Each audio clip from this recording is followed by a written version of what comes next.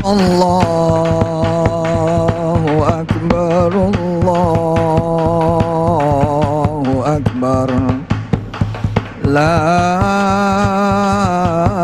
ilaha illallah, wallahu akbar. Allahu akbar walillahil hamd. Allahu akbar, Allahu akbar. Allahu akbar. La ilaha illallah, wallahu akbar. Allahu akbar walillahil hamd. Allahu akbar, Allahu akbar. Allahu akbar. La ilaha illallah, wallahu akbar. Allahu akbar walillahil hamd. Allahu akbar kabira walhamdulillahi katsira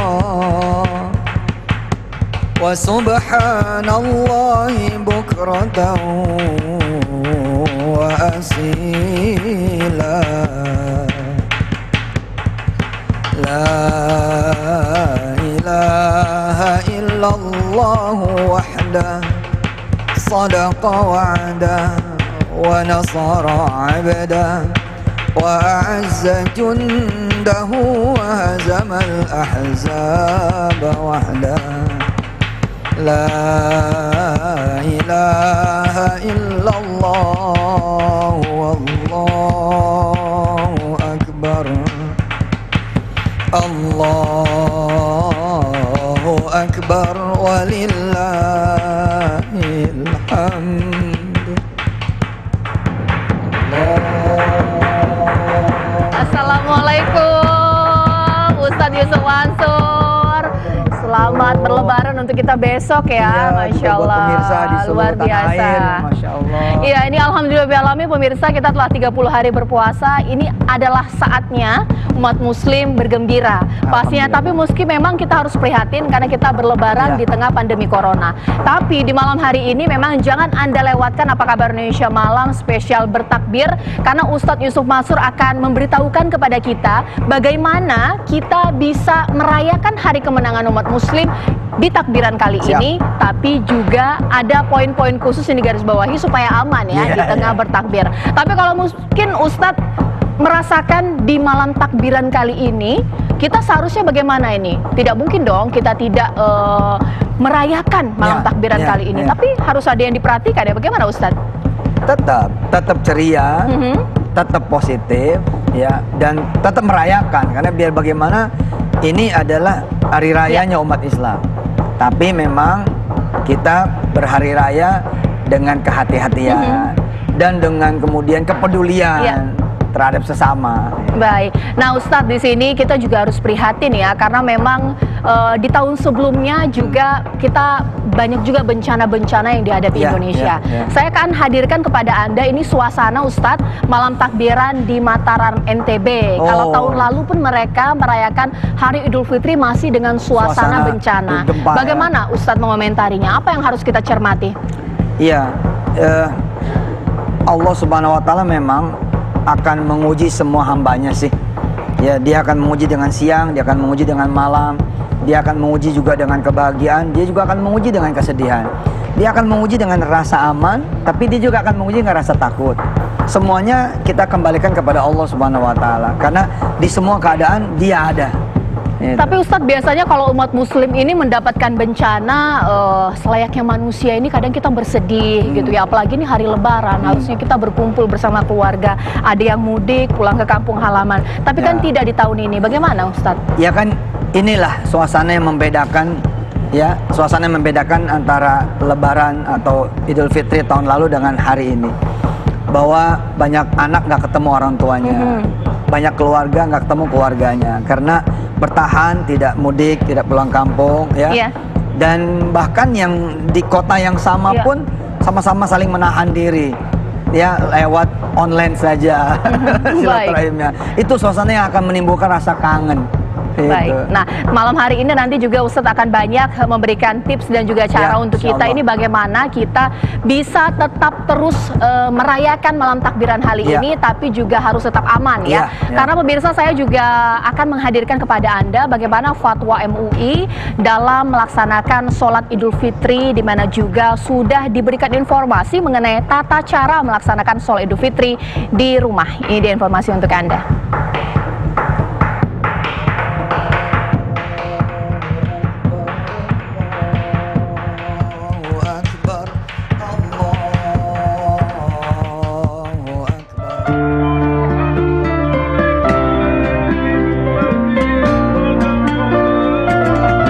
Hari Raya Idul Fitri 1 Syawal 1441 Hijriah tahun ini dilaksanakan di tengah pandemi COVID-19.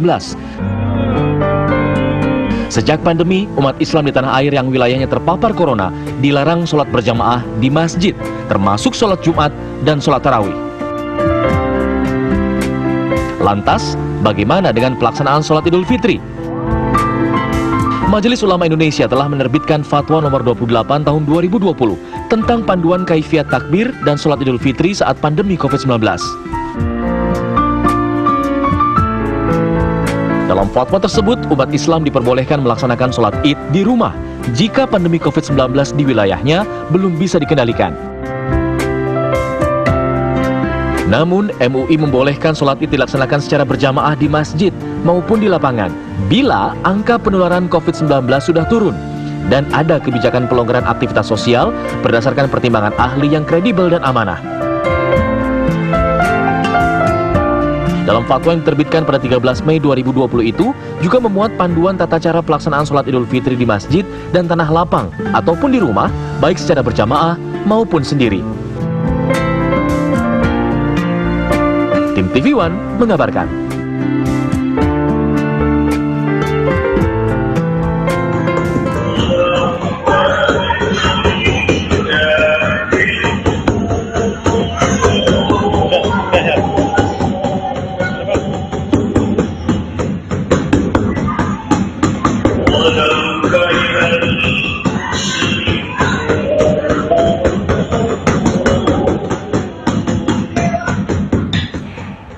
Ya, inilah suasana malam takbiran di Mataram, NTB, pemirsa. Kalau Anda bisa saksikan di gambar yang saat ini saya hadirkan kepada Anda, memang tidak terlalu banyak jumlah jamaah yang memang mengumandangkan takbir di rumah Allah atau juga di masjid, pemirsa. Dibatasi, ada jaga jarak yang juga harus diperhatikan.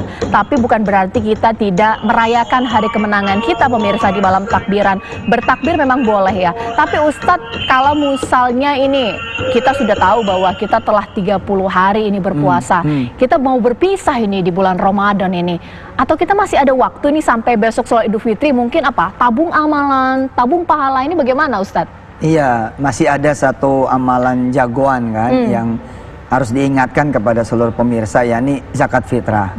Jadi walaupun ini kecil tapi suka dianggap enteng, tahu-tahu nanti pelupaan. Jadi harus diingatkan kepada semuanya untuk mengeluarkan zakat fitrah. Bahkan yang miskin sekalipun, ketika kemudian yang miskin nanti menerima zakat fitrah dari yang lain dan kemudian jadinya lebih, maka dia juga harus ngeluarin gitu. Seukuran yang memang lebih itu dikeluarkan. Dan menurut saya ada beberapa hal yang nanti menarik ya di Idul Fitri tahun ini. Diantaranya misalkan jarang-jarang buat orang biasa menjadi imam Idul Fitri. Sholat Idul Fitri jarang-jarang kan ayah bisa jadi imam.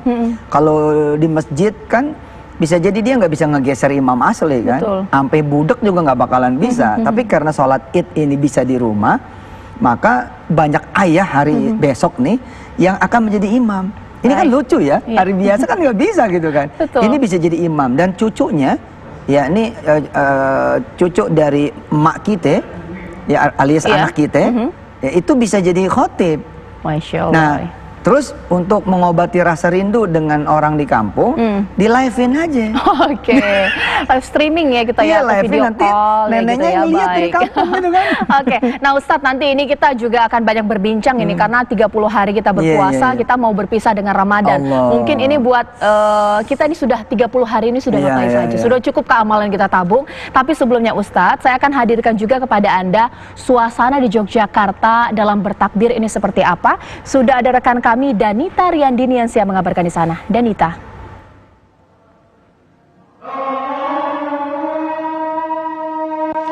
Caca Anissa juga pemirsa di Yogyakarta, tepatnya di Masjid Gede Kauman ataupun Masjid Besar Daerah Istimewa Yogyakarta sangat berbeda bila dibandingkan dengan tahun sebelumnya yang biasanya Masjid Gede Kauman ini menjadi pusat dari takbir keliling masyarakat kota Yogyakarta. Kalau bisa digambarkan di masjid ini banyak pengunjung baik dari dalam kota Yogyakarta maupun dari luar kota Yogyakarta karena lokasinya pun tidak jauh dari Malioboro sehingga mereka berkunjung ke sini. Namun saat ini tidak ada sama sekali pengunjung maupun jamaah yang ada di Masjid Gede Kauman karena menurut takmir Masjid Gede Kauman juga untuk menekan penyebaran virus corona. Pak Azman, takmir Masjid Gede Kauman sudah bersama saya.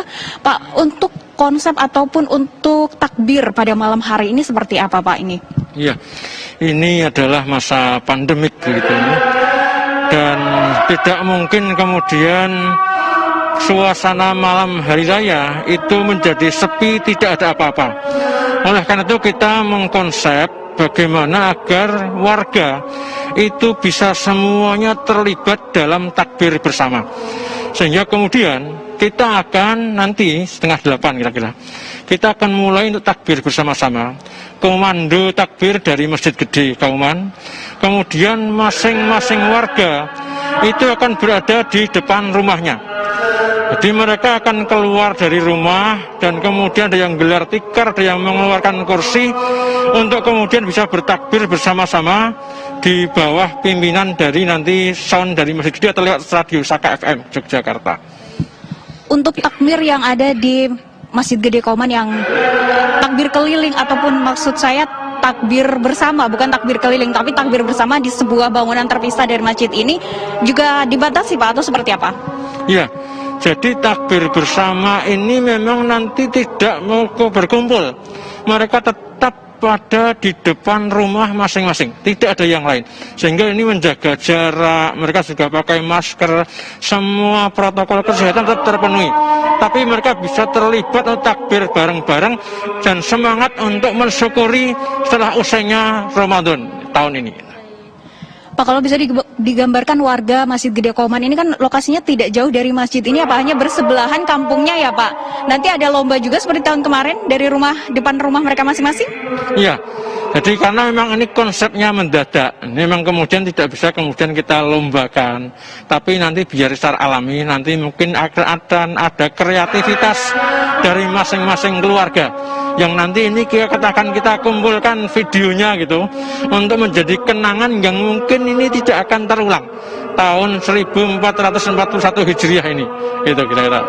Untuk besok pagi Pak, sholat Idul Fitri seperti apa? Ya, kita tetap sesuai dengan pedoman yang sudah dikeluarkan oleh pemerintah juga oleh pimpinan pusat Muhammadiyah, bahwa nanti kita akan sholat Idul Fitri itu berada di rumah masing-masing dengan kepala keluarga sebagai imam sekaligus khatibnya, begitu.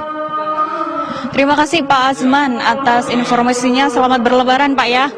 Direncanakan ataupun dijadwalkan nanti warga Kampung Kauman yang lokasinya bersebelahan dengan Masjid Gede Kauman akan menggelar takbir bersama-sama di depan rumah mereka masing-masing dan tidak berkeliling, dan dipandu dari Masjid Gede Kauman oleh takmir Masjid Gede Kauman yang juga dibatasi. Caca Anissa, saya kembalikan ke Anda sementara.